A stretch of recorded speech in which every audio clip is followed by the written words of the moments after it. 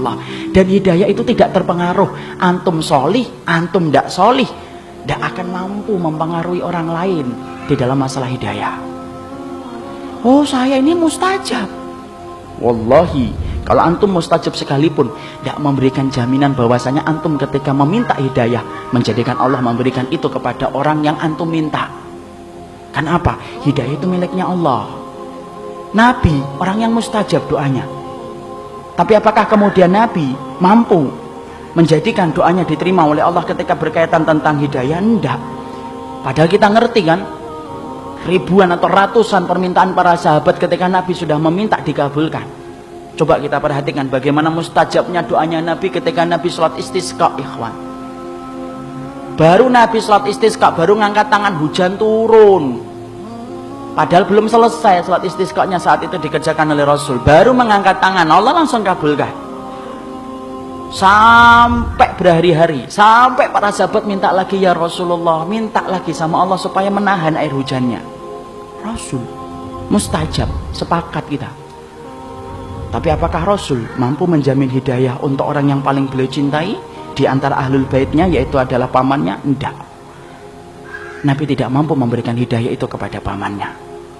Fir'aun, Nuh, apakah kemudian mustajab? Mustajab, ikhwan.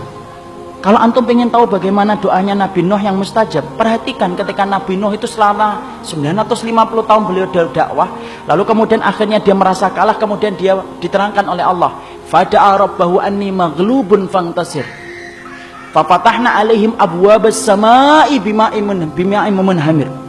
Nabi Nuh kemudian diceritakan oleh Allah, ketika Nabi Nuh itu merasa kalah, dia berkata, fada'a rabbahu, dia berdoa kepada Rabbnya, anni maghlubun, saya kalah, fantasir, tolong saya wahai Allah. Allah tidak perlu lama. Allah kemudian menggunakan bentuk fa. Apa itu fa? Menunjukkan cepatnya langsung Allah mengabulkan. Kami bukakan pintu-pintu langit dan pintu-pintu bumi. Kemudian kami keluarkan setiap air dengan air yang kemudian menerjang setiap apa yang ada di hadapannya. Langsung Allah bayar kontan apa yang diminta oleh Nabi Nuh.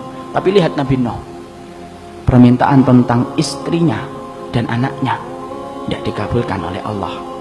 Innahu laisa min amali salih, dia bukan orang yang saleh. Nuh, sampai kemudian Nabi Nuh pun kemudian tidak mampu menjadikan istrinya dan anaknya beriman.